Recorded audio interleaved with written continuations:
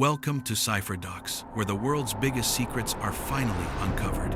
Today we are diving into the most terrifying and unexplained mystery of the 20th century. 9 experienced hikers. A frozen Soviet mountain. February 1959. Not a single one of them ever came back alive. This is not a horror film. This is not a made-up story. Every single detail you are about to hear is real, documented, and deeply disturbing. The Soviet government sealed this case immediately after it happened. For decades, the world was not allowed to know what really occurred on that mountain. Even today, in 2024, after 65 years of investigation, nobody on Earth can fully and satisfactorily explain what killed these 9 people. This is the Dyatlov Pass Incident, the most chilling and unexplained mystery of the 20th century. January 23rd, 1959, the city of Sverdlovsk in Soviet Russia. A 23-year-old engineering student named Igor Dyatlov assembles a group of 9 hikers. They are not beginners. They are not careless tourists. Every single member of this group is an experienced and highly certified Soviet hiker. Their destination is a remote mountain called Otorten in the northern Ural Mountains. A challenging but completely achievable trek for people of their skill and experience level. The Soviet Sports Committee officially approves their route and certifies the group. They hold the highest difficulty certification available in the entire Soviet Union at that time. On January 28th, one member named Yuri Yudin develops severe knee pain. He reluctantly turns back a decision that unknowingly saves his life forever. The remaining 9 hikers continue deeper into the frozen wilderness together. Igor Dyatlov leads them confidently forward toward their destination. The group sets up their final camp on the slope of a mountain. The local Mansi people call it Holat Siacho, which means dead mountain in their language. They photograph each other and write cheerfully in their diaries that evening. Everything seems completely normal. Everything seems perfectly fine.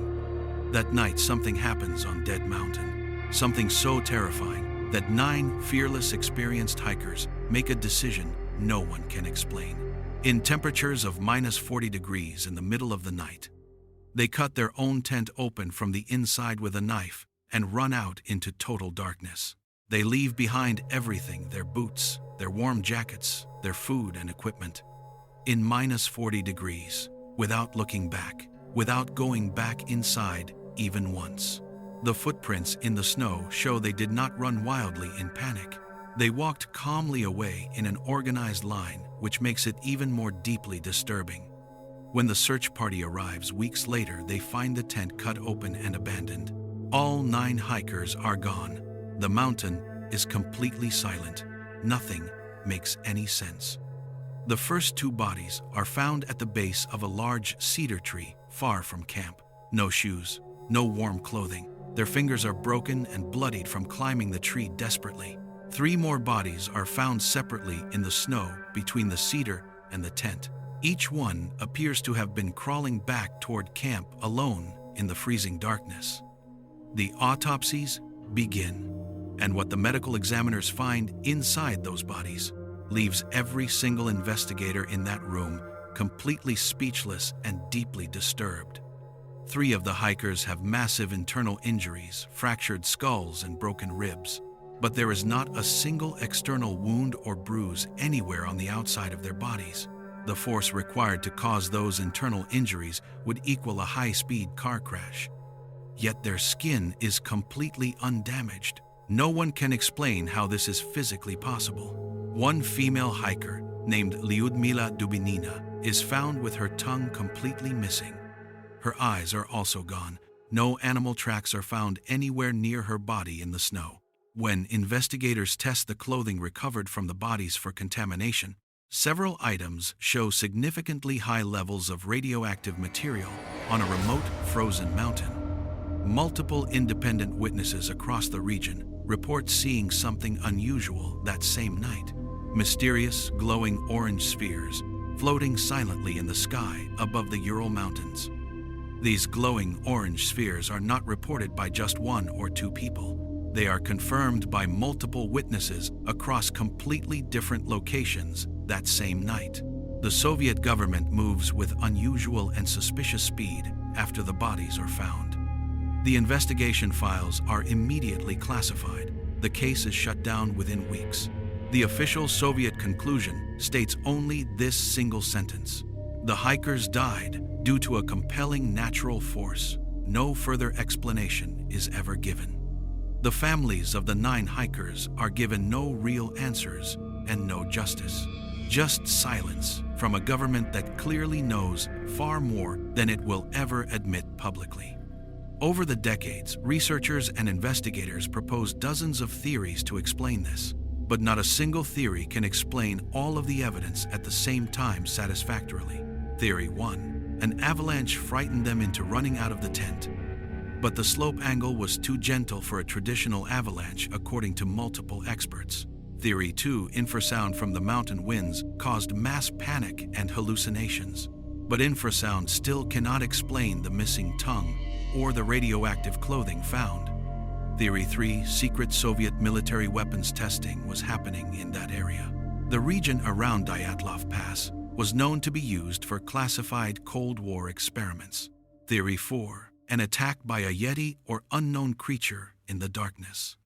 The local Mansi people had long warned outsiders to never go near that specific mountain. But here is the brutal truth about every single theory proposed in 65 years. Not one of them can explain all of the evidence together without leaving major questions unanswered. In 2000 and 1960 years after the incident, Russia officially reopens the investigation. The entire world holds its breath, expecting real answers to finally come out at last. The 2019 Russian investigation concludes it was simply a slab avalanche. Researchers worldwide and the victims' families immediately and strongly reject this conclusion. Leading avalanche experts from universities around the world confirm the same thing. The slope where the tent stood was simply not steep enough for that type of avalanche. Today, a memorial stone stands alone at the Dyatlov Pass in the frozen Ural Mountains.